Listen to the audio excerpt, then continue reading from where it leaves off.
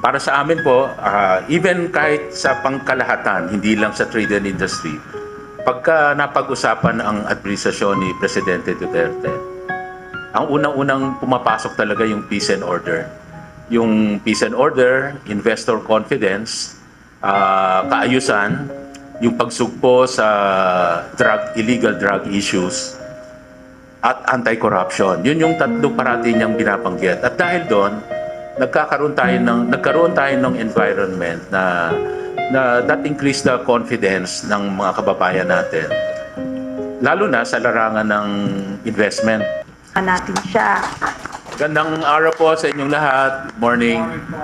Yes, good morning, Sec. And of course, andirito rin ang talaga namang pinagmamalaki rin ng PDP laban, ang Secretary General at former Secretary ng maingay at masyadong nangangalampag ngayon sa atin pong bayan, ang Department of Budget, ang DBM. Palakpakan naman natin si Secretary Wendell Avisado.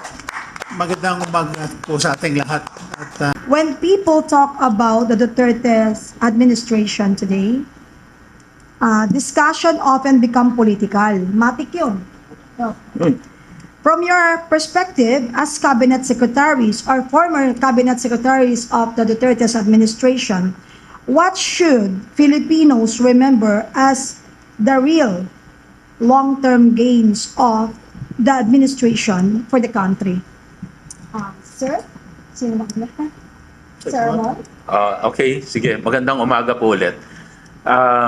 Para sa amin po, even kahit sa pangkalahatan, hindi lang sa trade and industry, pagka napag-usapan ang administrasyon ni Presidente Duterte, ang unang-unang pumapasok talaga yung peace and order.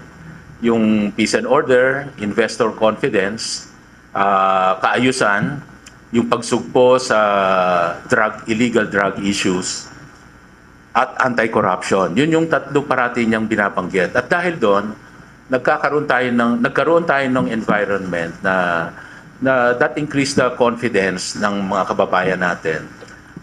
Lalo na sa larangan ng investment. So, naalala ko po na in fact may mga numero tayo that will show kung paano na-achieve yung record FDI, Foreign Direct Investment, nung panahon po ng administrasyon na Duterte.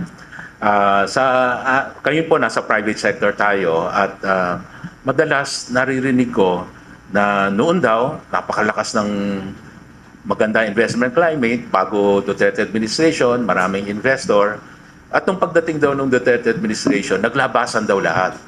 So masyadong puro kwento, yan ang narrative. Pero pag tinignan natin at ino-object po natin yon at sinasabi natin, tingnan natin yung data. Kasi pag tinignan natin yung data, dun sa mga taon prior to the Duterte administration, may numero tayo dyan that will show na yung average FDI ay nagre-range lang po sa mga 3 to 4 billion. No? Billion dollars. Nung panahon po ng Pangulong Duterte, dyan po na-achieve yung matataas na FDI. Naalala ko, 2017, na-achieve natin $10 billion, halos 3 times. Hindi pa yon. Nung 2021, right after COVID, $12 billion.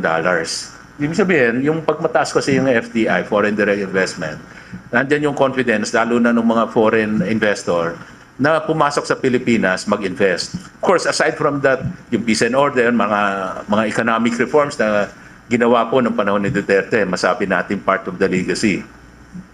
Yung mga pinasang batas na tinulak po ng ang administrasyon Duterte, yung retail trade liberalization, kung saan pinalaw mag-increase ang up to 100% ang foreign ownership pagdating sa retail, yung Public Utilities o Public Service Act, inalaw din yung malalaking foreign investor percentage ownership sa mga public services or infrastructure, no, tulad ng airport, seaport, at mga ilang public services. At pati yung sa Foreign Investment Act, kung saan na-liberalize din yung mas malaking foreign equity participation. Ibig sabihin, talagang pinapakita na ang mga reforma na to para talaga to encourage pasok ng investor. Diyan din po nilagdaan yung ease of doing business kung saan pinanganak yung Anti-Red Tape Authority para mapadali yung proseso ng pagkuha at pag-conduct ng business activities sa Pilipinas. Hanggang ngayon, tuloy-tuloy rin po ito. Institutionalized na po yan at continuing po, nandyan po yung sinasabi na dapat within 3 days, kung simpleng permit ang kinukuha, dapat approve na siya, deemed approved after 3 days. No? Kung medyo may technical assessment, within 7 days kailangan ma-approve. Kung hindi, dapat may automatic approval. At yung mas kailangan pa ng research, 21 days. So 3, 7, 21 days, may automatic approval dapat. So yan po yung mga pinasang mga batas noon para mapadali at maengganyo maraming investor dito. Kasi in fact, yung dun po sa DTI, maalala ko lang, yung pagkuha lang ng business name sa business name registration, dati inaabot ng buwan-buwan. Doon sa amin, dahil in-automate namin, online application, kahit nasan ka, pwede kang mag-apply, 8 minutes, pwede mo nang makuha yung approval mo ng business name registration. So, ayan ay hopefully tinutuloy pa ngayon. Hindi ko na minonitor ngayon kung tinutuloy ng current administration, but at least yung sa DTI noon. Isa yun sa mga ginawa natin. Of course, isa pang legacy na mabanggit ko na talagang palagay ko kaya rin ako na nakuha noon as trade secretary, trade investment secretary, dahil yung dun, before joining the Duterte administration, part po ako ng Go Negosyo, na kung saan ito po yung nagbibigay tulong sa mga micro, lalo na yung mga maliliit na negosyo, mga SMEs, sa pamamagitan ng pagtitrain, pagbibigay kaalaman, paano magnegosyo para silang nag-masters in entrepreneurship na libre, no? At saka nagbibigay inspirasyon by introducing yung mga nagtagumpay na negosyante. So parang may big brother, small brother, big sister, small sister approach. Tulungan yung mga maliliit pa, maturuan paano nila mapalago yung kanilang mga maliliit na negosyo para yung mga micro maging small business, maging medium size, at hopefully maging large tulad ng Jollibee. So yun yung mga paraan na mga ina-empower natin ng Pilipino. Sabi nga noon, ayaw natin yung dole out, magbibigay ka lang ng donation, tapos na. Gusto mo ma-empower sila para you teach a man how to fish, hindi yung giving them fish. No? So yun po yung prinsipyo na pinatulak sa akin ni Pangulong Duterte at yun naman po yung ginampanan natin. Kaya ang DTI noon, aside from attracting mga investors para maka-create ng trabaho, ito po ay talagang tumulong sa mga maliliit na negosyante. Sabi po ni Presidente, isang mandate niya po sa akin, tulungan natin yung mga maliliit na negosyante. Sila yung walang-wala. Even kasama dyan, yung mga nagtitinda sa palengke, nagtitinda sa sidewalk, bigyan natin kung maaari ng pampuhunan, pang-umpisa. Kasi sabi niya, yung ibigay mong, let's say, 5,000 na sa tulong nila Secretary Wendell, nila Senator Bongo, nagbigay tayo ng mga pampuhunan para yung 5,000 sa umaga, nagiging may tubo na yon at tutubo sila ng let's say 1,000, 2,000 dagdag sa 5,000, napapaikot na nila the following day, yun na naman ang puhunan nila at yung iba doon panggasto sa kanilang buhay. So, i-empower ng mga kababayan natin, napapalakas natin yung kanilang kaalaman at saka yung paggawa sa pangkabuhayan nila. So, yun lang po muna ang masashare kong top of mind legacy po ng ating Pangulo, yung attention sa mga maliliit nating kababayan. Thank you very much, Secretary Ramon Lopez. At sususugan po yan. Siyempre, same question din tayo kay Secretary Wendell, no? Sec. Maraming salamat ka, Penny. Gusto ko ngang susugan yung mga nabanggit na ni Secretary Mon patungkol sa mga batas na naipasa nung kapanahunan ni dating Pangulong Duterte. At ito yung mga ilan lang na babanggitin ko. Yung Universal Healthcare Act, no? Na talagang halos libre, zero balance billing sa lahat ng mga government hospitals. At yung free tuition fees for state colleges and universities. Yung Bangsamoro Organic Act na nagbigay daan upang makamtan ang kapayapaan sa Mindanao. At ganun din ang paglalagak niya ng pundo, lalo tigit sa mga hospital. Nangunguna riyan ang Philippine General Hospital na talagang pinaglaanan niya ng 100 million pesos a month. Hindi basta-basta yun. Talagang nagkusa siya. At ang kanyang pagtingin sa mga lokal na pamahalaan na kapanahunan ng kalamidad, bagyo, lindol, baha, nariyan yung masusugan din kaagad ng national government ang kakulangan ng pundo ng mga lokal na pamahalaan. Alam nila yan at hindi nila may pagkakailayan. Aside from the 5% calamity fund na inilaan ng national government, sinasabihan niya pa ako, kumuha ka kung mayroon pa makuha sa contingency fund ng Office of the President para maibigay natin sa mga lokal na pamahalaan. Mayari kasi, 23 years siya naging mayor ng Davao City. Kaya ang puso niya nasa lokal na pamahalaan at lalo tigit sa taong bayan. At sa mungkahi naman ng mga cabinet secretaries na bigyan pansin din ang ating mga OFWs.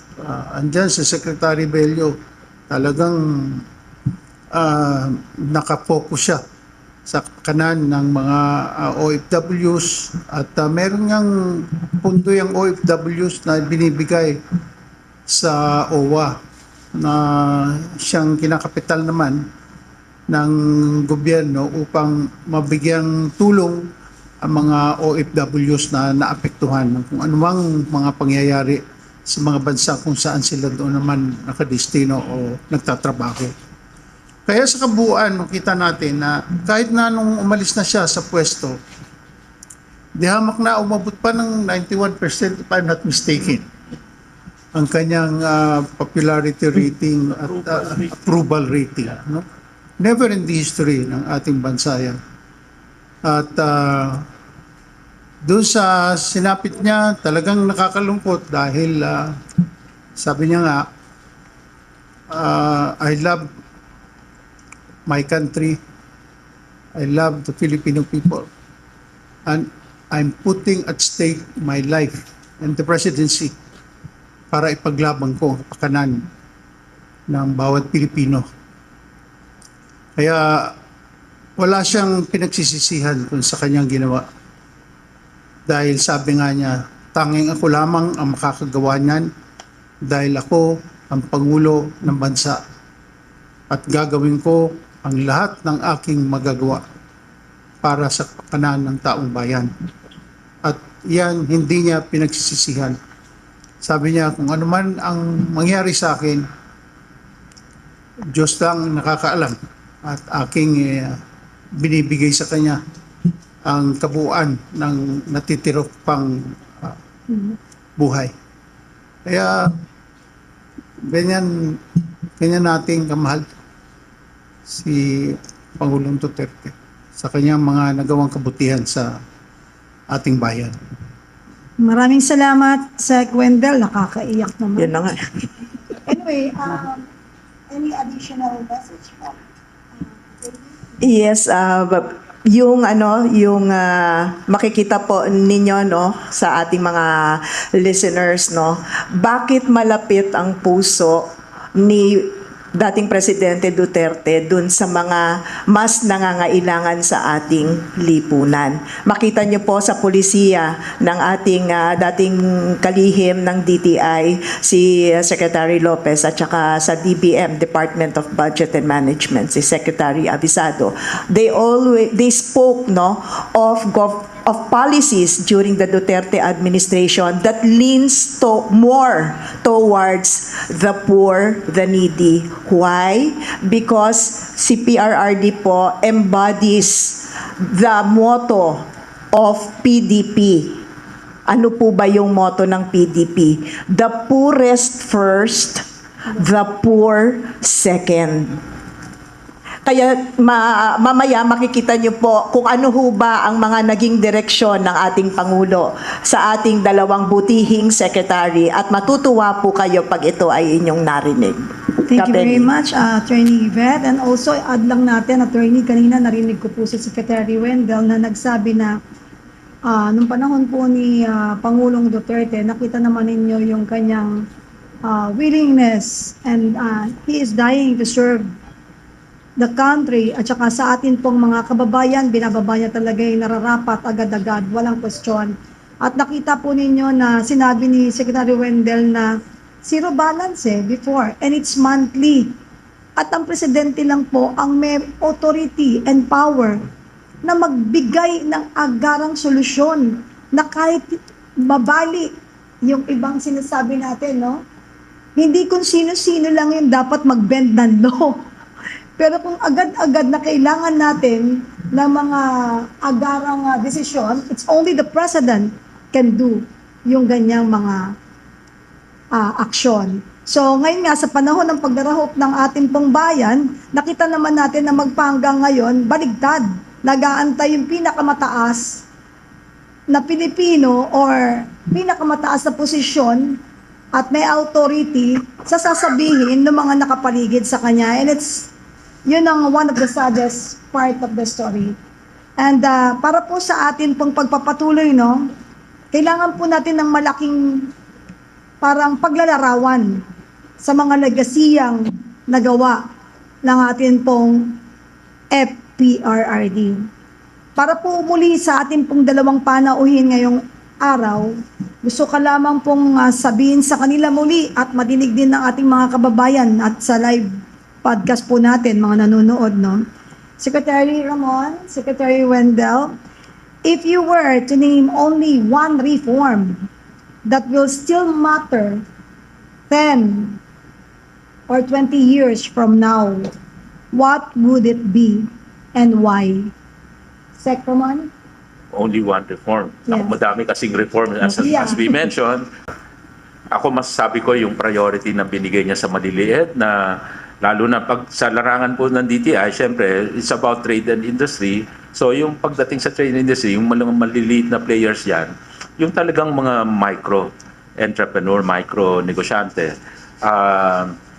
Dahil sa lahat ng programa at polisiya na nilabas noong panahon niya, napangunahan yung naumpisahan yung pagpo-focus parang binigyan ng sentrong atensyon yung para dito sa mga maliliit na negosyante. So, andyan na yung tulong sa pagbigay ng inspirasyon ng mga mentors, mga pagkaalaman, mastery of entrepreneurship, yung pampuhunan, yung mga makina, shared service facilities na talagang sinuportahan ng ating Pangulo at pati rin ng budget. Kahit maliit yung budget ng DTI, doon na pupunta karamihan yung mga suportang binibigay. Si Pangulo, masasabi ko rin, i-share ko lang din, yun nga, yung nakwento ni Sec Wendell na nagkikwento rin ng Pangulo ito na, di ba, nung nasa mayor siya ng Davao na umiikot siya, nagdadrive ng taxi at nakikita niya talaga yung mga katotohanan. On the ground siya, nakikita niya. Pati yung, sabi niya, yung kwento kanina dumadaan sa mga palengke, kung yung mga tao lang daw mabigyan ng puhunan, meron na silang paninda at meron na silang pangkabuhayan. So, hindi ayaw niya magbigay ng diretsong grant lamang. Of course, ibang programa yon dun sa talagang ika nga part ng 4Ps, pero dito may conditional cash transfer naman yan, may kondisyon. Pero dito sa mga negosyante, kailangan ma-monitor lang yung binigay mo ay maumpisahan na yung kanilang maliliit na negosyo. So kahit yung mga nagtitinda sa palengke, may paninda lang yan, mapapaikot na nila yan. Ganun ka down to earth si Pangulo. At kasi sabi niya, yung mahihirap kailangan ng tulong, yung mayayaman hindi na kailangan ng tulong ng gobyerno. So doon sa mayayaman or sabihin na natin trade and industry in general, kailangan mo doon guidance kung saan magandang mamuhunan, mag-invest, anong sector, diyan mo naman i-lead yung mga malalaking investment para doon sila maglagak ng puhunan para makakreate ng mga trabaho. So nagagawa naman yung polisiya na yon through yung tinatawag na, yung pinasa rin yun ito during that time, yung create law na about creating mga recovery action na pagbibigay ng mga tax incentives at mga insentibo para sa mga mamumuhunan kung saan sila magdidirect. So, nilista doon yung mga priority industries kung saan pwedeng sumikat or lumaki yung mga negosyo at makilala ang Pilipinas. Mga export-oriented, mga sa manufacturing, yung mga electronics, high technology, innovation, of course those dealing with the environment, at yung lahat pa ng mga sektor na makaka-create ng mas maraming trabaho. So by giving incentives, yun naman yung mga binibigyan ng insentibo para sa mga investors na doon sila mamuhunan, and then therefore that can create more jobs. So yan po ay kaya parang all sectors mula sa maliit pati rin doon sa mga malalaki may tulong din naman, no? Hindi lang tayo makapagbigay na ng yung budget dahil sa liit ng budget ng DTI na pupunta doon sa mga maliliit na negosyante. Yung maliit, yung malalaki, hindi na yun pinaglalaanan ng budget ng DTI. Very good. Ang ganda talaga ng mga nangyari doon. Ang panahon ni PRRD. Pasusugan natin muli kay Secretary Wendell. Lagi naman sinasabi ni Pangulong Duterte yan noon, kahit nung mayor pa siya, at hanggang naging Pangulo siya, na kailangan magkaakibat at magkasabay at magkasama yung kapayapaan at kaunlaran. Na talagang pinagsikapan niya during his time. Kaya naman, sobrang naging masigasig siya sa isyu ng kapayapaan at kaunlaran. Kaya nandyan yung build ang ekonomiya at pinakita natin na sa buong mundo na kahit nung panahon ng pandemya, isa tayo sa mga naunang mga bansa na naka-recover after a year of the pandemic. At sa issue ng kapayapaan, makita natin na naging mahigpit siya sa giyera laban sa droga. At sabi nga niya, hindi tayo pwedeng takutin ng iilan para nang sa ganon ay makapagpatuloy tayo sa ating pamumuhay na malayo sa sitwasyon na kung saan ang ating mga magulang na nagtatrabaho sa ibang bansa ay gulong-gulo ang isip at hindi nakakasiguro sa kanilang mga anak na sila ay ligtas sa mga epekto ng droga at walang haharang sa kanila o manggagahasa sa kanila. At ganun din sa isyu ng mga taong kontra sa ating Estado na kung patuloy nilang pinaglalaban yung kanilang ideolohiya na mahigit ng 5 dekada hanggang ngayon andyan pa rin, nakasuot lang ng ibang damit, pero talagang ganun pa rin ang kanilang pinaglalaban. Yan ay pinakita rin ni Pangulong Duterte na iisa lang ang gobyerno at dapat suportahan natin ang gobyerno na tunay na nagtatalima sa mga tao. At pinakita niya yan. Pinakita niya na kahit wala na siya sa pwesto, ay marami pa rin ang nakakaalala sa kanyang mga ginawang kabutihan. Kaya sana magpatuloy nung panahonan niya ang pag-unlad ng ating bayan at ganoon din ang kapayapaan na mamayani sa bawat puso ng Pilipinas. Nakakatuwa, di po ba? Nakita natin yung ang leadership po ni Pangulong Duterte. Kitang-kita po namin. Ngayon kung makikita nyo, hindi lahat nakakapasok, hindi lahat nabibigyan ng pagkakataong makadaupang balad, yung mga kinatawan sa palasyo. Pero nung panahon po ni Pangulong Duterte, lahat po ay welcome. At makikita niyo yung kanilang payak, simpleng pamamalakad, pero diretso sa tao. hindi mahirap abutin. Kaya nga nakakatuwang balik-balikan sa aking isipan at sa gantong usapin, yung dating administrasyon na talagang administrasyong bukas para sa lahat ng tao. Hindi yung tatanungin sino ka, may appointment ka ba, or kung ano-ano pa. Kaya nga sabi nila, yung willingness mo to listen sa mga tao, nung panahon ni Duterte, talagang gustong-gusto niya. Pag kami nakita siya nagbablock, siya pa tatawag. Kaya para kung gusto mo lumapit si Presidente sa iyo, mas pabor kapag hinarang ka ng mga kung sino man sa harap, tatawagin ka talaga nun. Kaya yung iba nagadrama na lang nun. Para kunwari, "Oy kuya, gusto lang namin makita." Tapos sisigaw siya.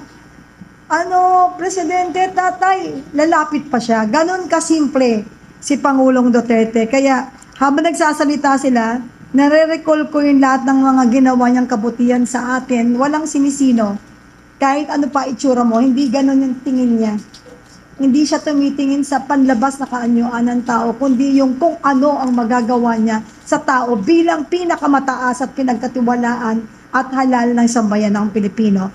Moving forward, magbibigay tayo ng isang pagkakataon para marinig natin si Secretary Ramon Lopez kasi ito ay usapin about our trade and industries. Yung dating pamamahala, sa ngayong pamamahala, nasa inyo po yon bilang Pilipino.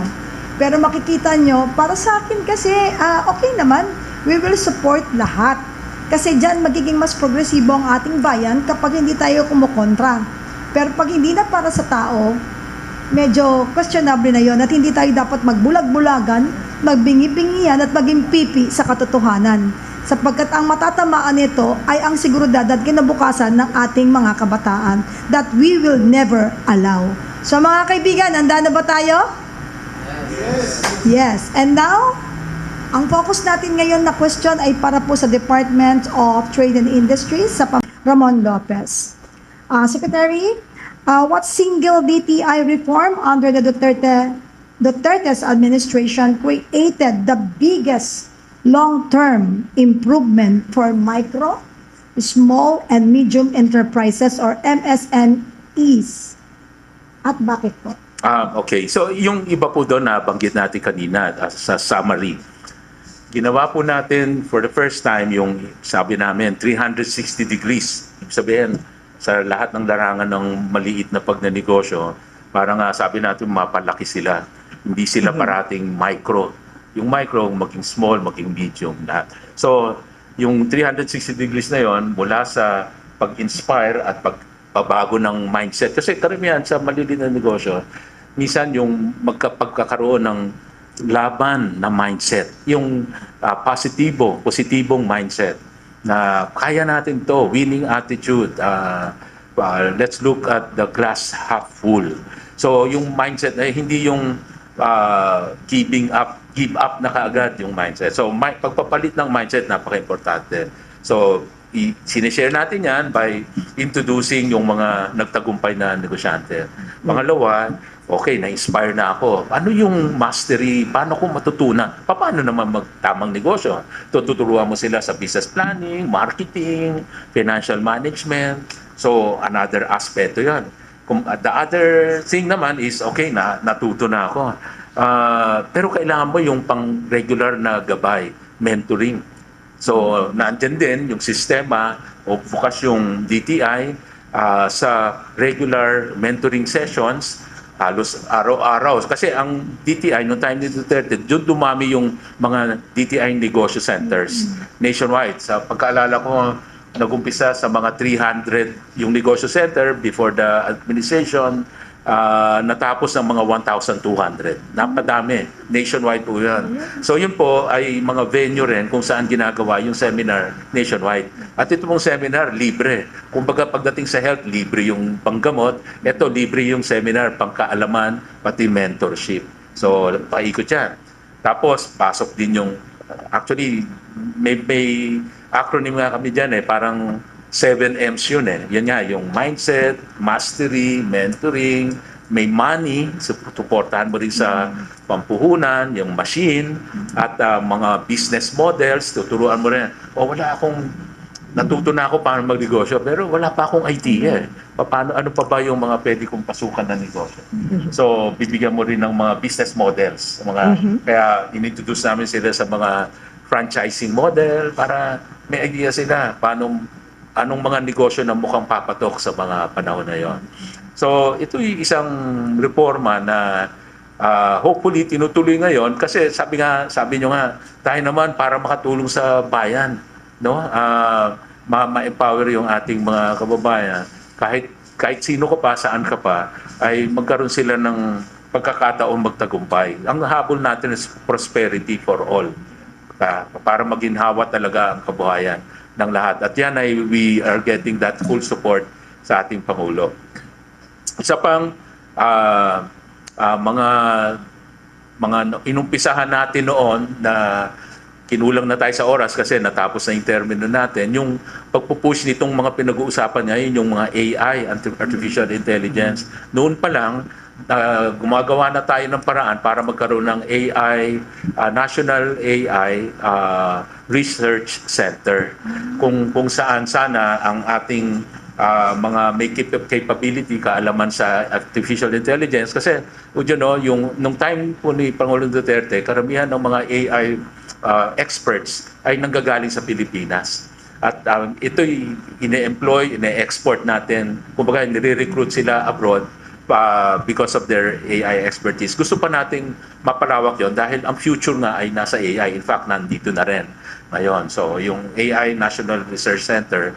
Pangalawa, aside from training them, yung ating mga industriya, ma-encourage, magkaroon ng partnership with this AI Research Center para yung mga operation nila maging efficient, mapababa ang cost, mapadali ang processing ng mga data nila para talagang mas mabilis at magtagumpay yung kanilang mga negosyo. So, having that kind of center ay mapalakas yung trade and industry sector. No? Tapos, aside from that, makadevelop pa tayo ng mas marami pang AI experts by having this kind of, parang napapractice sila. Kasi research center, para kang kumuha ng mga understudy para tulungan i-connect mo yung industry at saka itong AI Research Center para ma-practice yung kanilang AI capabilities at mas dumami pa ang expert, no, dito sa larangan ng AI. Yan yung mga preparing the Philippines for future na panahon ni Duterte. Yan yung mga pinag-uusapan na noon. Aside from that, yung pagtutulong paano magkaroon tayo ng smart manufacturing. Doon nga lang, kulang yung pondo namin dahil ito nga, ang ginawa, imbis na magbigay tayo ng pondo, ang ginawa, mga fiscal incentives, tax incentives, para yung mga private sector naman kasi engine of growth yan para sila, doon nila dadalhin yung puhunan nila. Yung karamihan ng puhunan naman, hindi naman government yan private sector yan. Ililid mo lang sila, saan sila mamumuhunan. So, by putting more incentives doon sa mga innovative industries, isa pa that those activities that will encourage innovation, kunwari pagbibigay ng mga tax deductibility pagka may R&D, research and development, o kaya may mapatraining ka sa mga empleyado mo, mga additional tax deduction yan. So, alam nyo na, pag may tax deduction, lumiliit yung tax due. At lumiliit, syempre, yung babayaran ng tax. So, incentive yan sa mga nagnenegosyo. So, things like those ay tinatrabaho na po ng DTI nung ano. Ang ganda. Ang galing pala, no? Kaya mapapwersa sila para magkaroon sila ng incentive tsaka mga deduction. Talaga ituloy nila yung pag-train. Oh, yes, of course. At saka R&D, yung research and Kaya development. talagang... Silang gagastos din doon, hindi government. Hindi kailangan government. Of course, kung mayaman na yung government, marami ng budget sa second. Sa ibang bansa kasi, yan yung tinutulungan ng government. May pantulong. Popondohan pa ng gobyerno yun. Siyempre, as a developing country, hindi pa lahat napupunta doon. No? So, kaya nga nakakahinayang talaga. Maliit na nga yung overall budget ng panghalatang government, nakukurakot pa. So, kung yun, napunta sa mga ganyang developmental support, ang laki sana ng tulong sa ating mga kababayan at sa progreso ng Pilipinas.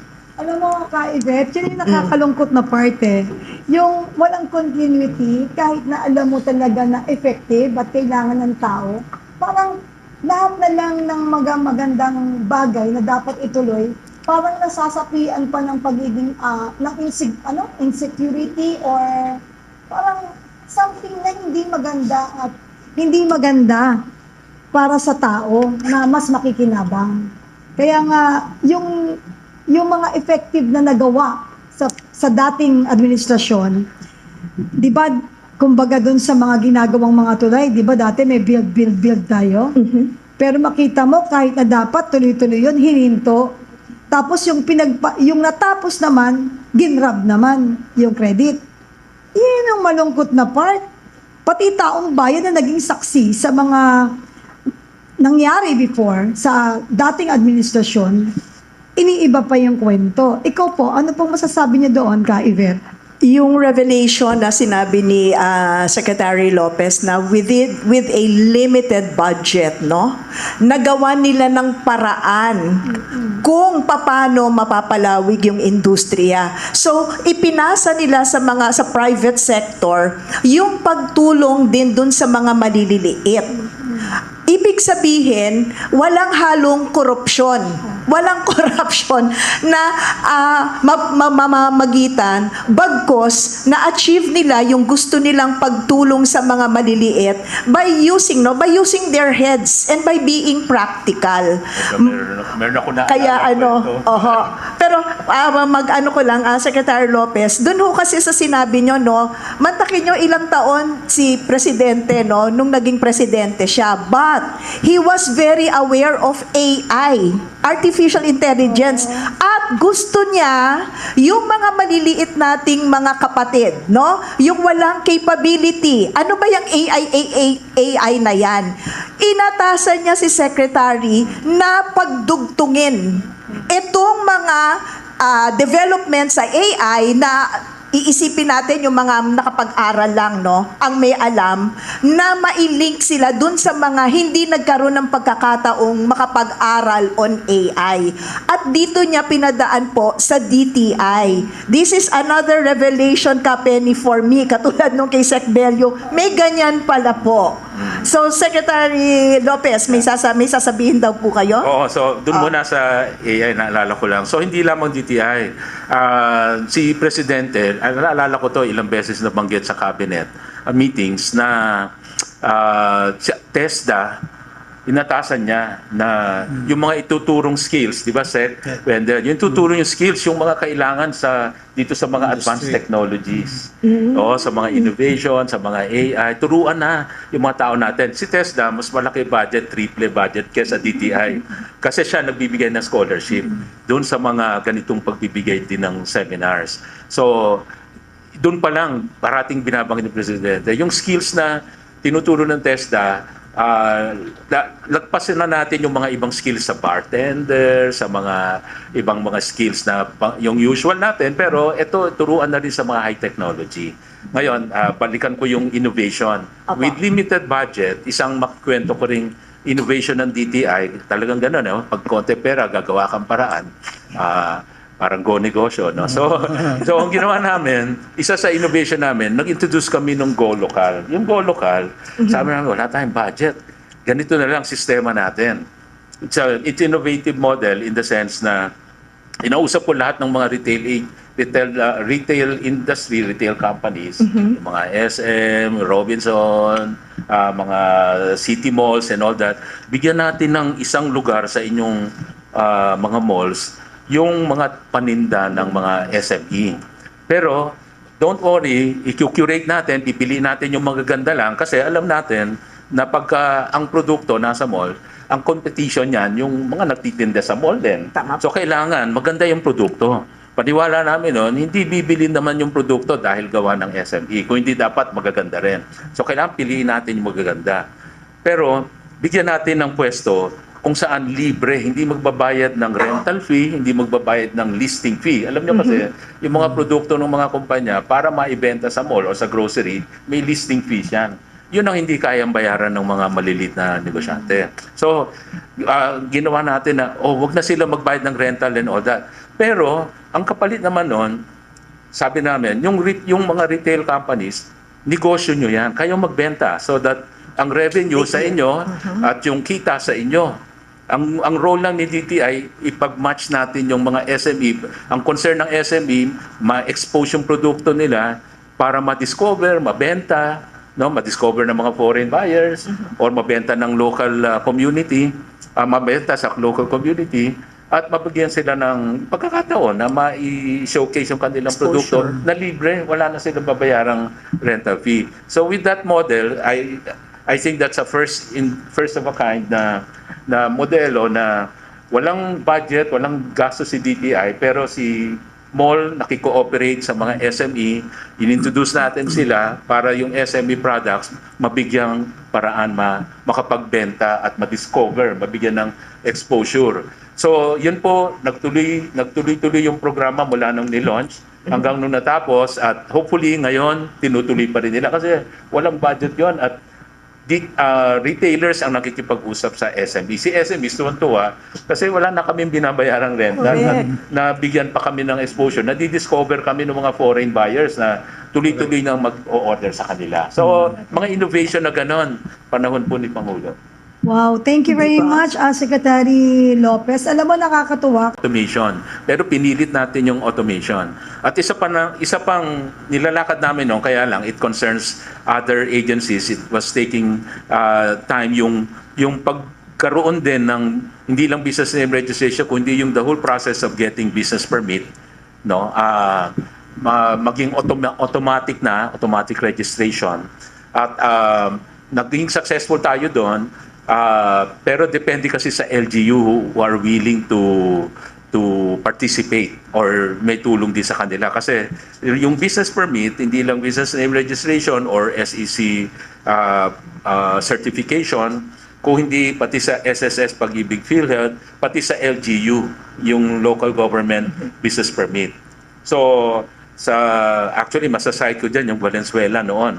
Siya din merong project PASPA sa tawag, na 8 to 10 minutes din ang kanilang business permit registration. So kung ililink mo yon sa buong maraming steps ng getting business permit, lahat yan kaya ang tapusin dapat in one day, kung pwede nga in 30 minutes. No? Kung lahat talaga ito mag-automate. So yun yung tinatrabaho namin. Natapos na yung term. So hindi natin na-implement nationwide. Sabi ko nga, may mga LGUs na nag-cooperate, ay nasa site ko lang, I think more than 5 ang mga nag-participate kasi ang limiting factor yung sa LGU site. Kailangan gaano sila ka-automate at gaano sila kabilis din magproseso ng business permit. Para masabi natin yung integrated process flow na yon kaya in 30 minutes or sabihin mo na one day na before that it was taking months, buwan-buwan yan. So, yun sa ease of doing business, because of automation, meron tayong AODB, naalala ko si DG Belica, Jeremiah, na ka-partner din natin doon kung paano, nagawa kami ng one business portal nung araw. So, inabutan na lang tayo ng change in administration. Alam mo, Attorney Yvette, ang dami nating dapat tinuloy. Pero nagkulang ang panahon, natapos yung termino. Pero hindi sapat na dahilan yan yung pagkatapos ng dating termino para mahinto. Kasi kung marami pong magbe-benefits nito, magbe-benepisyo, bakit in-stop? So, ngayon ko rin lang napagtanto, attorney, na yung palang AI development, nagawa na pala noon, hindi lang na ipagpatuloy. Tapos hindi ko rin po alam na ngayon ko lang nalaman, ito pala yung saklaw ng DTI. Akala natin, when you talk about yung mga seminars, parang education, pwedeng TESDA or something to do with yung science, yung mga robots, ang inisip natin, baka DICT. DICT tsaka DOST. Nagka-partner din natin naman sila noon. Kaya lang tayo po ay, syempre, collab noon. Maganda kasi ito ay departamento ng mga sa industriya, mga trades that kailangan talaga kulab-kulab para mas mapadali. At saka, ang natamaan dito, Secretary, mga fixer. Yun. I was going to mention Pero that. sa fixer na mabuti, sa fixer na masama, galit yan. sa fixer na mabuti, magpi-fix pa rin sila, mas mabilis na. Di ba? Kaya moving forward, attorney, any... Just a side comment lang po, hindi ba may promise si Presidente, he will really fight corruption? O, ayan na. Opo. Hindi ba? Tinanggal na niya yung isang layer ng corruption sa pagpo-process pa lang ng business name. Alala ko yan way back in the 1990s, early 2000. Doon pa lang sa pag-apply ng business name, di ba? Ang dami ka nang nadidinig noon. Doon pa lang first step pa lang. Ito, 8 minutes. 8 minutes. Na hindi na realize ng ating mga, kaya na-frustrate yung ibang mga kababayan natin magnegosyo. Iniisip nila kasi yung mga tama sinabi niyo po, fixers. Hindi na po. Pinaalalahanan po namin sa inyo na sa pamumuno po ni dating DTI Secretary Lopez, sa business name registration pa lang po, 8 minutes lang.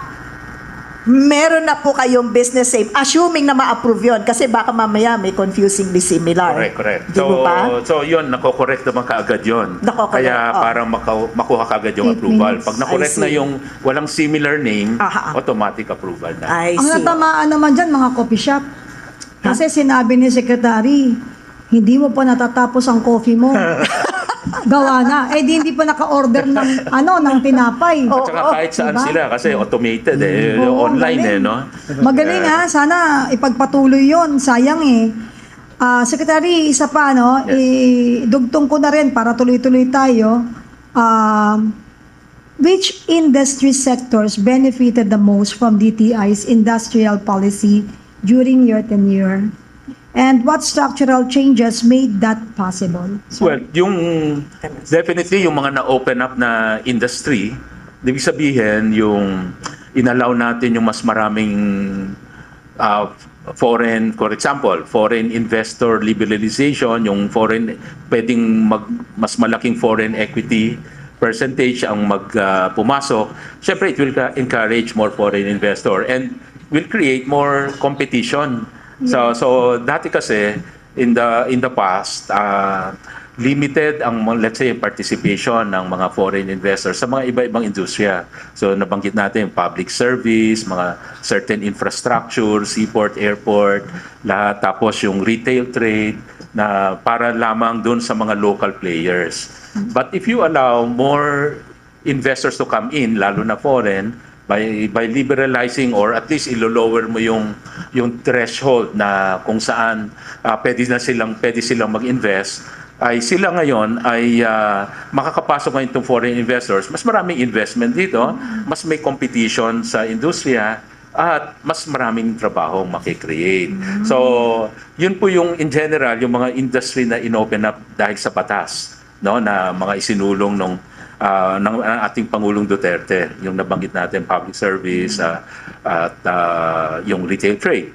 Pero masasabi natin, pagdating naman dun sa mga industriya na binigyang pansin at nilagyan ng fiscal incentive, sinama dito sa tinatawag na Strategic Investment Priorities Plan, kung saan nakalista yung mga investment industry sector na pwedeng eligible makakuha ng mga fiscal incentive. Siyempre, in a way, it will encourage more investment in those sectors. So, nabanggit natin mga green sustainability, environmental projects, renewable energy, mining, lalo na mineral processing. Noon pa lang, ina-encourage na natin.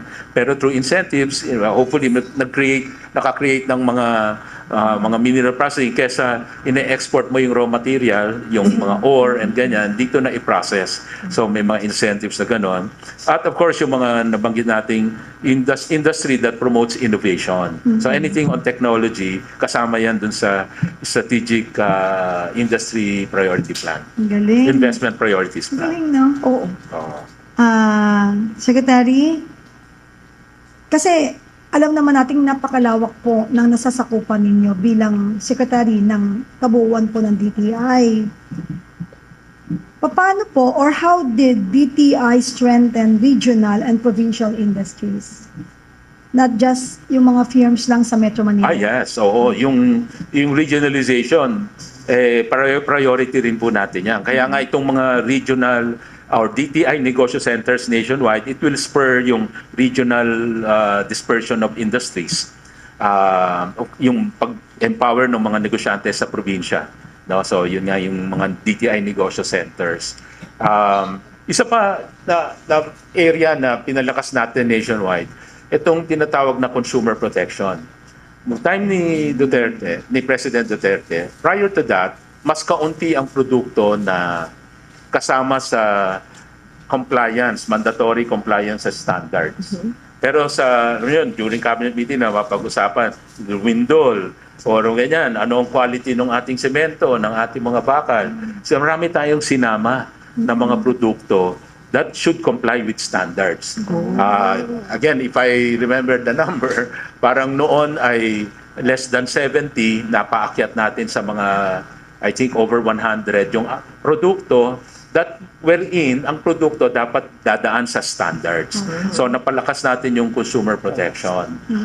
Para siguradong yung mga product standard ay nagko-comply itong mga kumpanya. At syempre kasama doon yung pag-i-inspeksyon na sa mga retail shop, mga hardware, sa mga kumpanya mismo, nagko-conduct ng mga inspection na ito ba ay nagko-comply sa standards. Or yung importation ng mga bakal, semento, lahat yan ay dapat may ICC. No? Import Commodity Clearance na kinukuha yan sa mga nag-i-import ng mga ganitong produkto. So that yung mga napupunta sa merkado, kunwari, nasa hardware ka, mag-inspect si DTI, may ICC mark ba yan? Yung ICC mark, ginawa pang hologram yan para hindi ma-fake. No? So yung mga ganon, mga efforts yan para, again, consumer protection is another interest of the Duterte administration. Ayaw nyo ng mga kalokohan eh. So yung mga illegitimate na mga negosyante or mandaraya, at lalo na kukumpormiso yung safety ng ating mga kababayan, napakahigpit po natin doon. Isa pa, SRP, na pag-usapan yung mga inflation, suggested retail price. Noon po, 100% compliance, lalo na dun sa mga malalaki pang establishmento. Kaya sabi namin sa mga kababayan, kung nagdududa kayo dun sa mga maliliit na grocery, hindi sumusunod sa SRP, lalo na kasi pag sari-sari store, hindi covered yun ng SRP.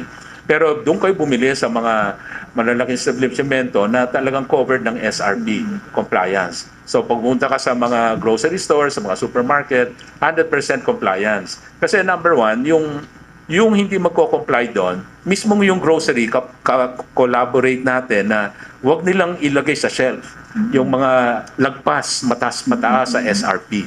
So doon pa lang, hindi na makabenta yung mga manufacturer. So ang anong gagawin ng manufacturer? Yung ilalagay kong SRP, kasi SRP, manufacturer nagtatakda niyan eh, pero kiniklear sa DTI. So yung SRP ilalagay nila, compliant, para paglagay nyo sa shelf, hindi sila tanggalin ng mga retailers. Kasi takot din yung retailers na pupuntahan sila ng DTI at penalize sila. So, yung compliance to mga pricing na nandyan po yan. Again, so sasabihin naman natin, baka protected na yung consumer, malulugi na may negosyo. So, the way we do it is, parating we give options to consumers. May mga produkto na mga fast selling sa mga popular sa mga masa, ko-control natin yan, may SRP yan. Kunwari, yung mga basic commodities, no, tinapay, asukal, mga cooking oil, etc. No? Sabon, panglaba, ganyan, no? Even sabon na panghugas, may mga SRP yan. So sa bawat product category, nag-identify lang tayo ng brands na makamasa. At ito po yung may SRP. So that, yung mga negosyo rin naman, sasabihin nila, lugi kami nyo, SRP, nagtataasan na yung cost. By the way, we adjust SRP as necessary. Pero talagang may costing kami lahat yan.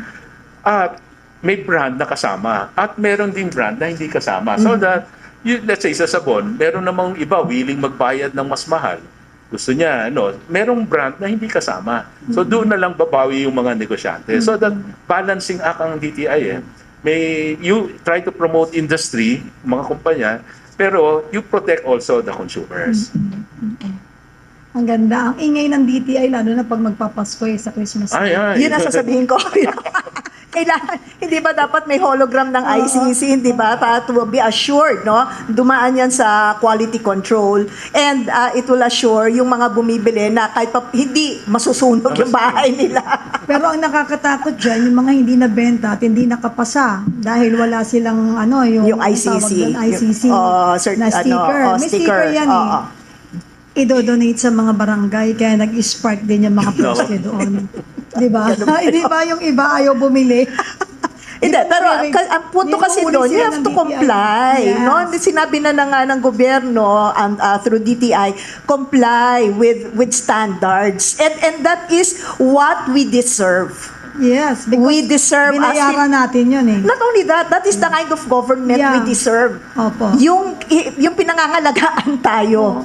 Tsaka kung wala yan, hindi tayo na naging mahigpit yung pagpapatupad ng DTI. Pwede naman yan isa batas, nakasulat lang. Pero that time, nagre-raid sila. Magulo. Minsan magpapasko, nakita ko yung nagre-raid. Bakit? Minuhuli ng DTI yung mga walang seeker. So, it's a plus for us na mamimili. Totoo. At yung mga quality, tinitingnan nila eh. Pagka ikay nagbayad ng ganon, in-expect mo maganda yung quality, pero walang pag-check yung DTI na Oo. damang-daman namin ng DTI noong mga panahon po ni Secretary to the leadership of course of our beloved FPRRD. Sir, what institutional change inside DTI itself? Particular po sa usaping to, yung sistema, systems, processes, coordination. Do you consider now irreversible? No, siguro yung mga automation na ginawa sa loob, no? Ayun. Yan, yung napag-usapan natin, yung processing. Malinaw ang takda or bawat step at ilang araw ang allowed sa pag-secure, let's say, nung ICC. So within number of days, I just forgot na kung 7 days yun or 3 days. So may mga... tapos meron pa tayong ginawa ng mga third-party accreditation para hindi lahat DTI. Katulad na outsource din natin yan para kung accredited na sa labas, pagdating dito, mas mabilis na. So, ano talaga pag-improve ng system sa loob, no? At sa sistema natin as we serve the public, paano mapadali sa kanila without compromising, let's say, yung quality standard. So, maraming paraan kasi and yan nade-develop yan again with cooperation ng ating mga industry association, tulong-tulungan. I think nung time na yun, isang masasabi ko, we were able to successfully solicit yung mga cooperation ng mga industry association. At alam nila kasi yung gobyerno noon, gusto talagang ma-improve yung kabuhayan. Hindi natin pahirapan, pero nandiyan pa rin yung, let's say, pag-ensure ng standard, pag-ensure ng pricing. Nabanggit ko kanina, yung mismong supermarket na magtatanggal ng produkto pag above SRP o sa kakita no? So talagang merong tulong. Ayun yung doon pa lang public-private partnership. Yung Go Local, public-private partnership yun. Biro mo mall magbibigay ng free space. No? O sistema lang binigay natin at saka branding ng Go Local, DTI, kumbaga sa franchise model, DTI ang franchise owner.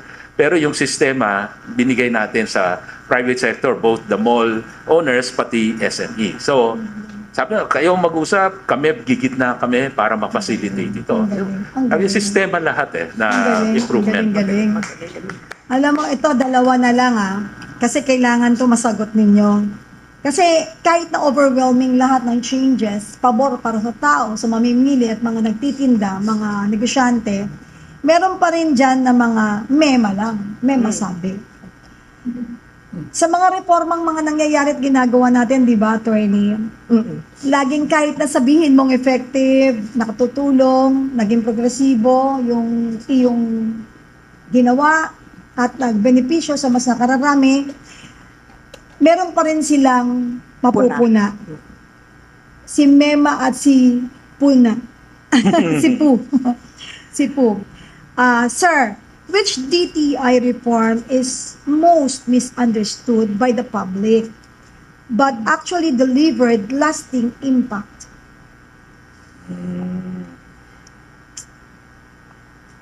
Hirap-hirap yun Ano ba yung mga siguro misinformed?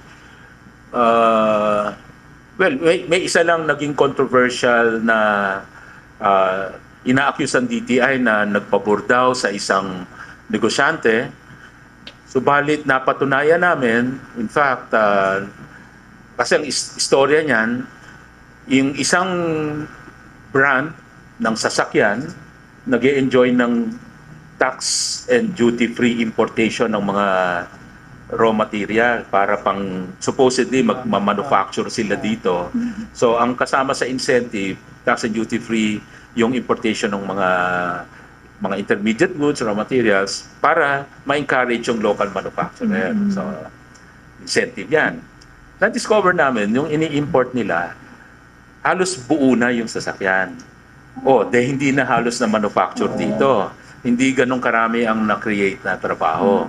Pinuna ng DTI. So, kala nila parang nagkakasira sa negosyo, no?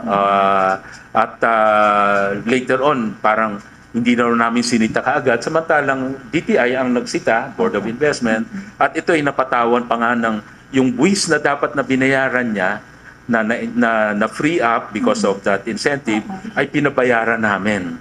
So nakakolekta si government na ng mga 780 million or 800 million dahil lamang sa hininto namin yung insentibo na yon, no? Kasi nabisto na hindi sila nagke-create ng trabaho at yung actual na manufacturing dito. So yung mga ganyang controversial yan in the sense na pwedeng sabihin nakakasira sa negosyo or hindi tinuloy yung incentive, pero kung may basehan ka na hindi naman nila tinuloy yung trabaho na yon, yung kanilang kinumit under that fiscal incentive, pwede talaga mapatawan ng penalty.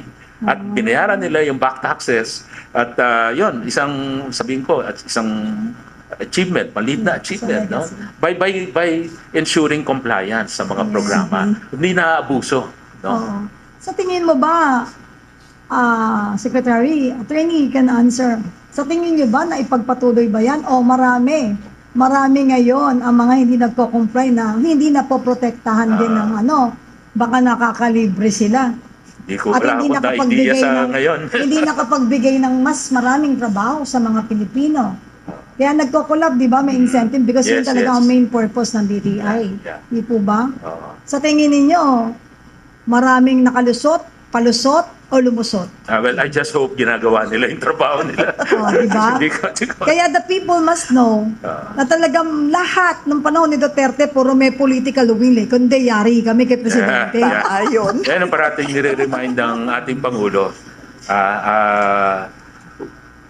In fact, nung naalala ko yung first time na in-appoint ako, ang bilil lang ng Presidente, alam nyo na yung gagawin, ang gusto ko lang walang corruption and do what is good for the people. Yan lang yung mandate. Kaya 6 na taon hanggang ngayon, yun yung naalala ko na bilin niya.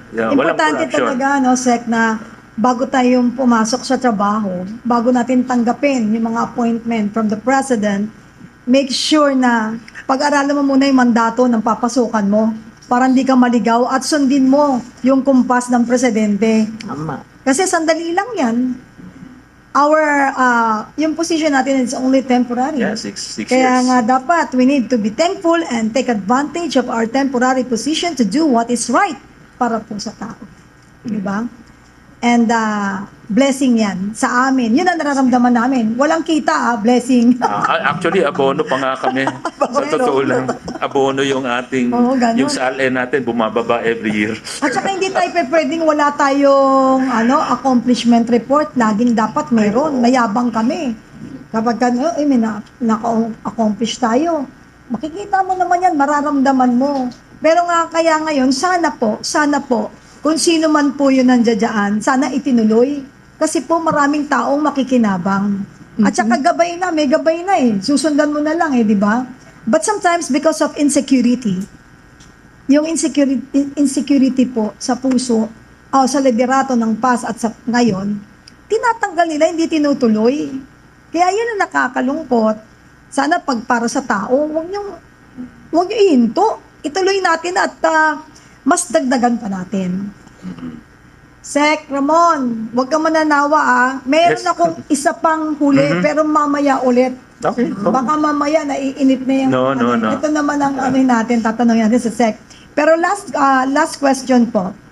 If future trade secretaries protect only one Duterte era DTI reform, which should it be and why? Parang pang Miss Universe, no? In the future, pag merong ipoprotect na reform, Opo. Ah. Ito ulit ha. Maganda to ha. Tutukan niyo yung question. If future trade secretaries protect only one Duterte era na DTI reform, which should it be and why? siguro yung tulong talaga sa maliliit. Kasi yan ang kailangan mo talagang matulungan. Yung poverty level kailangan bumaba. At mas maraming ma-empower, mas mag-prosper dahil yung power ng bansa natin nasa isang prosperous na mga mamamayan, high quality of living. So hanggang hindi mo na-empower yung mahihirap, mahirap umangat ang kabuhay, ang buong bansa. So kung empowered sila at may pinagkikitaan, imagine nyo, higher income level sila, mas maganda ang kalusugan, mas maganda ang edukasyon. Talagang yan ang mga kailangang ingredient para sa future, preparing the Philippines for the future.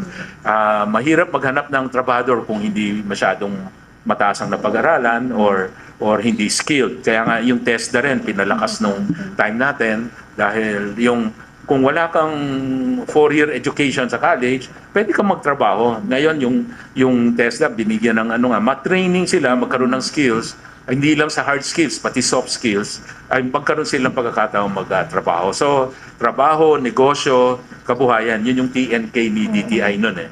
Mabigyan na ng trabaho, mga investment, negosyo, dun sa maliliit, at saka yung kabuhayan, at saka consumer, no, protection. So, yan yung sanang reforma na huwag makalimutan.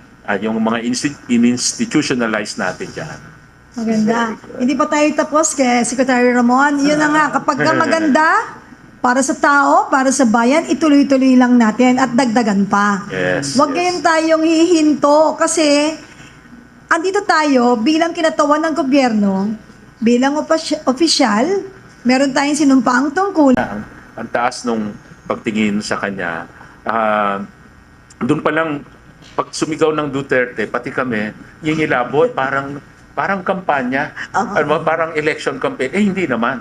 Bubisita lang siya sa Filipino community.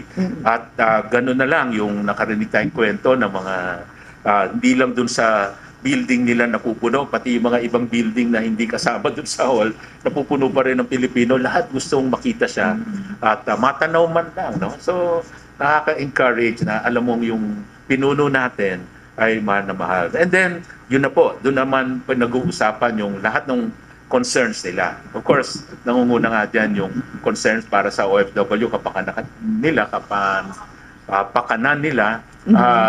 pati yung mga na-displace na OFWs at nirepatriate, inuwi, siguradong bibigyan ng pondo, tulungan ng OWA, ng DOLE, at pati DTI kasama doon sa reintegration, I yung see. pagtuturo ng negosyo. So, ganyan tulong-tulong talaga lahat at ang ganda nung pakita talaga ng ating mga kababayan sa abroad dahil sa pagmamahal kay Pangulong Duterte. Walang palya po yun. Lahat ng bansa, ganun ang welcome. Thank you. Magandang Galing. insight, ano? Oo, nakakatuwa. Alam mo, din tayo, maswerte tayo, no? Kasi meron tayong kapihan, tapos lagi tayo nandito, tayo yung merong parang kapasidad na makapagtanong. Kaya minsan nasisingitan namin ng personal na tanong, na nalalaman namin on the spot, fresh from the leader's mouth. Kala mo kung ano sasabihin ko. And now, eto naman, pahinga muna natin yung kasi continuous ang tanong natin kay Secretary Lopez. And now, andito na. Maririnig na po natin. Susunod nating bubugbugin sa tanong at alam natin kakayanin niya yan. Ang ating pong former DBM Secretary, Secretary Wendell Avisado. Ang number 1 na tanong. The passage of the 2023 to 2025 national budget apparently are the most controversial issues that comes to mind as the terms insertion and allocables and non-allocables have been by words in relation to how our country prepares and spends taxpayers' money. What single DBM reform under the Duterte administration most changed how the national budget is prepared and managed today? Secretary? Ang paghahanda po ng budget ay hindi naman po bago yan eh. And we do not have to reinvent the wheels, so to speak, upang gumawa ng budget para sa ating bayan.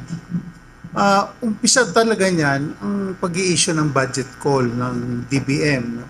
Buwan ng Pebrero. Tapos, magkakaroon na ng guidance ang mga departamento at mga ahensya ng pamahalaan kung ano yung magiging budget ceiling nila.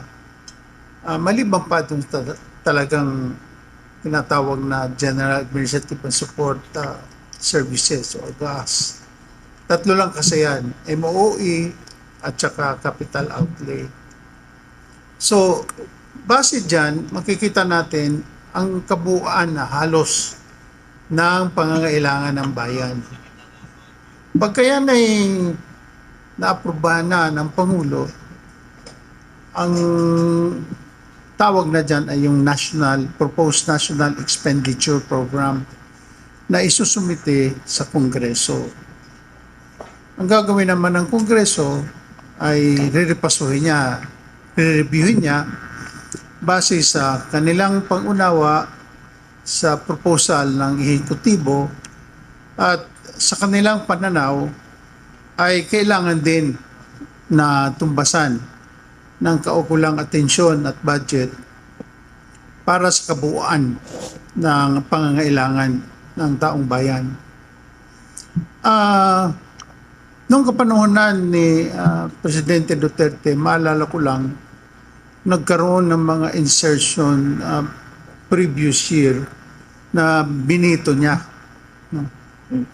Kaya simula noon, ang naging marching order niya sa akin ay kailangan mag-usap ang executive at legislative branch patungkol sa pangangailangan na mas lampas pa doon sa nakatalaga o nakasaad na sa National Expenditure Program. Ibig sabihin yan, may dialogo.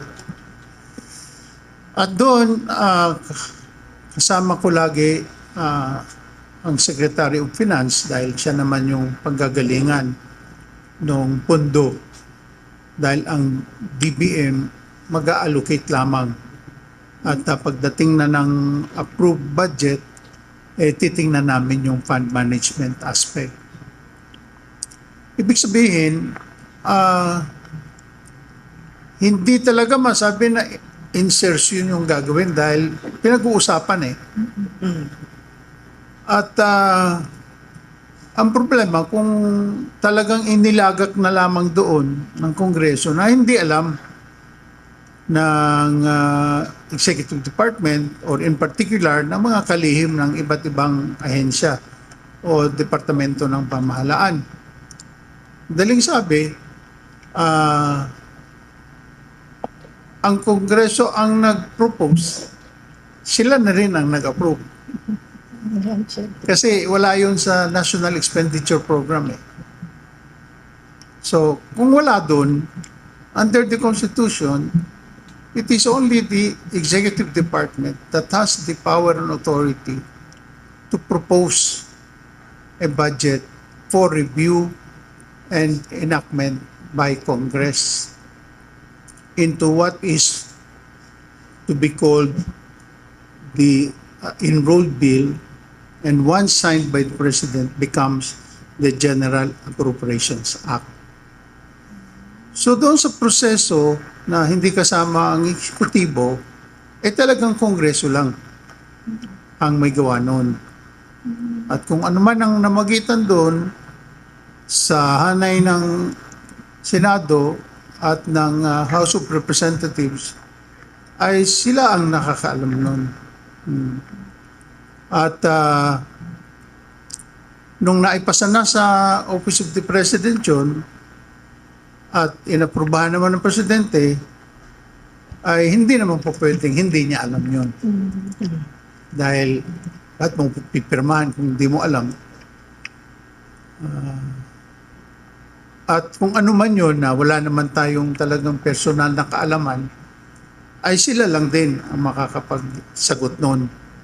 kung ano ba talaga ang nangyari. Dahil simula nung 2023, 24, and 25, sobrang naging controversial ang national budget natin o yung General Appropriations Act na hindi nangyari kapanahunan ni Pangulong Duterte, na kung merong mang pagkakaiba ay pinag-uusapan at nag-i-issue ang DBM ng tinatawag na IRATA.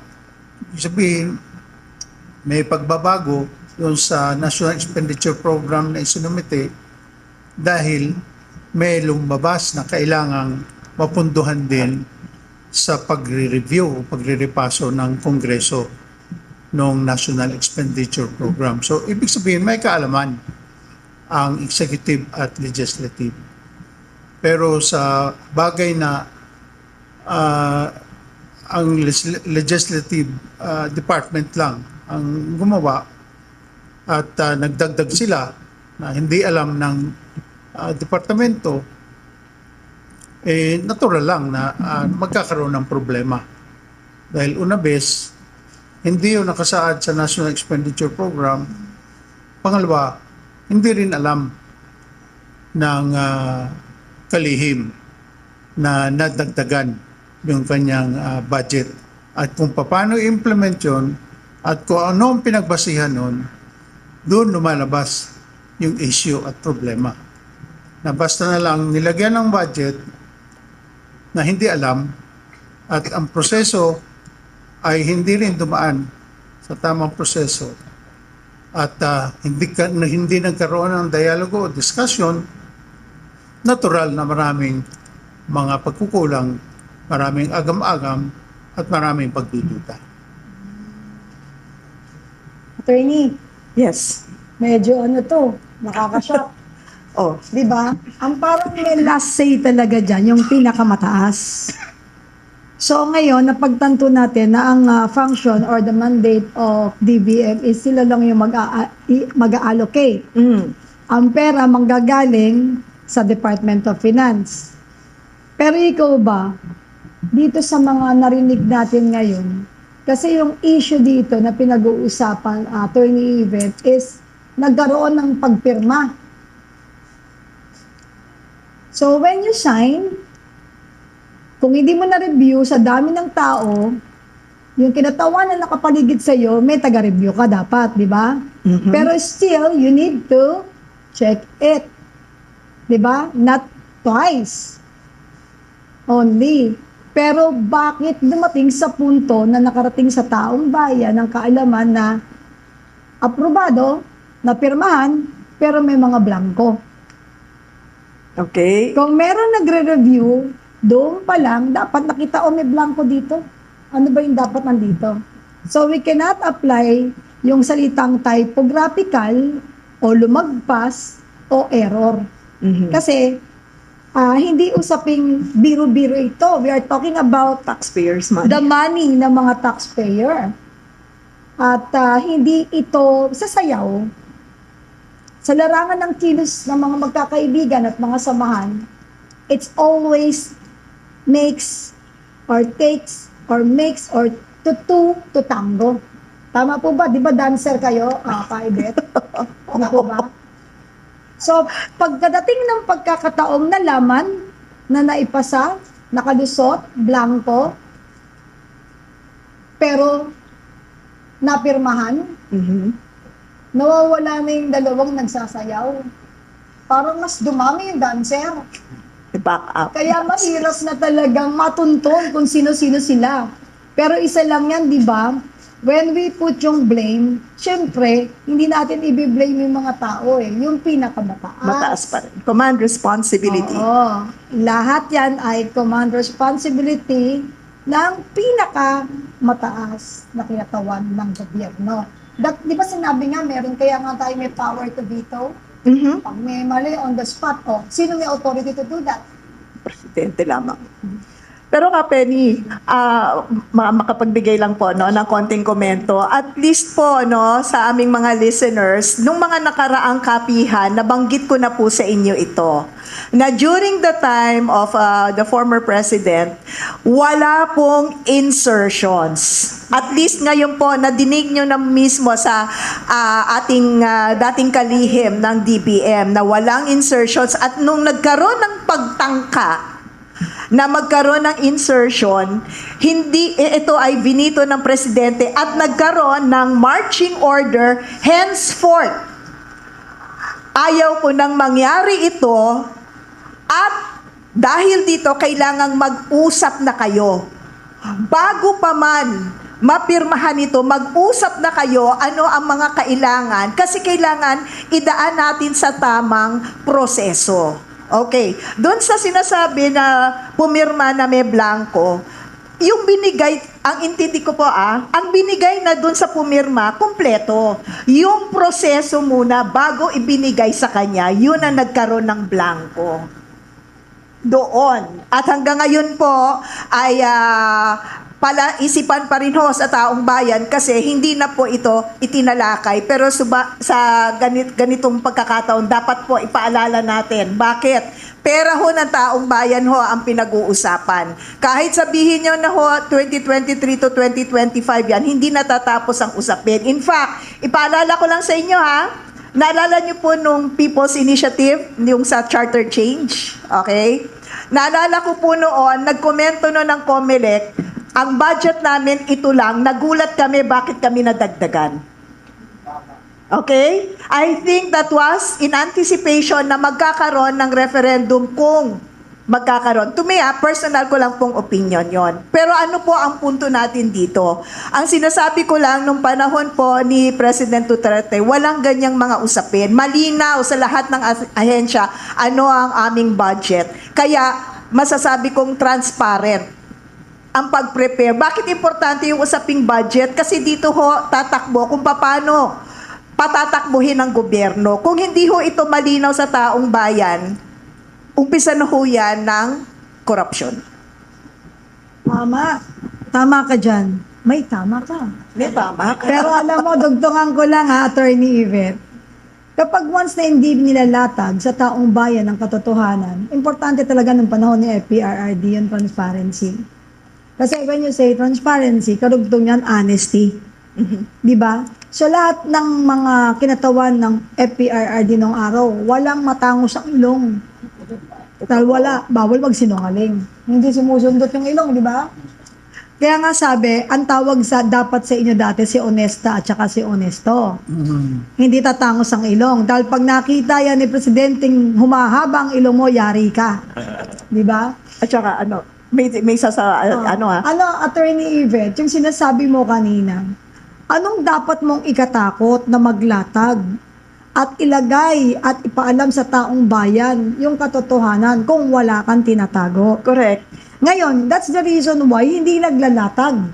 Pagkatapos lumulundag tayo ng iba't ibang istorya na natatabunan na yung hindi pa nasasagot, na dapat nagpapaliwanag tayo sa taong bayan. Ano na naman ang sasabihin nila? Ano bang pakailam ninyo? Anong alam nyo? Nagdudunong-dunungan na naman kayo? No! Bilang taxpayer, bilang Pilipino, karapatan nating malaman kung ano na ang nangyayari sa ating bayan. Kasi kapag tahimik ka, good shot ka. Pero alam mo, wala kang pakinabang, wala kang kwentang tao, wala kang kwentang Pilipino kapag pinapabayaan mo na nilalapastangan na ang ating bayan, pati yung kaalaman na dapat ibinibigay sa atin, hindi nila ibinibigay. Bakit? Dahil wala silang respeto sa atin. Di po ba? Tama po yun. Kaya nga po, hindi ba, talking about accountability, kaya nga po every Monday, merong ulat sa taong bayan si Presidente. At kung may mga kontrobersya, nakaharap talaga yung cabinet secretary para magpaliwanag. Pero pag wala kang tinatago, mayayabang ang cabinet secretary. Sige, sana ako tanungin kasi meron akong ibibida. Laging dapat may accomplishment. Kaya pag talagang masipag ka at nagawa mo ng tama ang iyong trabaho, wala kang dapat ikatakot. Ngayon, pa natutulog ka sa pansiteria, magtago ka na. Tama. Di ba? Tama po And yun. moving forward, naiinip na ang ating guest. na napaka soft spoken, no? Pero pag nakikita mo si Secretary, parang terror, no?